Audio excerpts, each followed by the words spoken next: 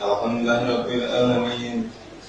Rahmanirrahim maliki yaumiddin. Ini banyak terjadi di masyarakat. Bagaimana jika imam tidak fasih bacaannya? Apa lanjut bermakmum? Apakah sholatnya sah? Mari kita bahas. Imam Nawawi menjelaskan dalam kitabnya Raudhah At-Talibin tentang sholatnya ini sah ataukah tidak. Pertama kita bagi dulu selain Al-Fatihah dan Al-Fatihah. Kenapa dipisah dua ini? Karena Al-Fatihah termasuk rukun sholat, sedangkan ayat Quran selain Fatihah bukan. Jadi kalau bacaannya tidak fasih di selain Al-Fatihah, hukum sholatnya adalah sah, baik imam ataupun makmumnya. Sedangkan kalau tidak fasihnya pada Al-Fatihah, ada dua kondisi. Bisa jadi salahnya itu mengubah makna, bisa juga tidak mengubah makna. Contoh yang ini misalnya bilang an'amtu alaihim, ini mengubah makna. Kalau yang tidak mengubah makna, alhamdulillah misalnya. Kata Imam Nawawi, kalau tidak mengubah makna, hukum sholatnya tetap sah, baik imam ataupun makmum. Sebenarnya pembahasan mazhab Syafi'i punya rincian yang lebih panjang tentang kasus dua ini, tapi tentu tidak kita bahas di sini. Nah, untuk kasus yang ini kalau mengubah makna,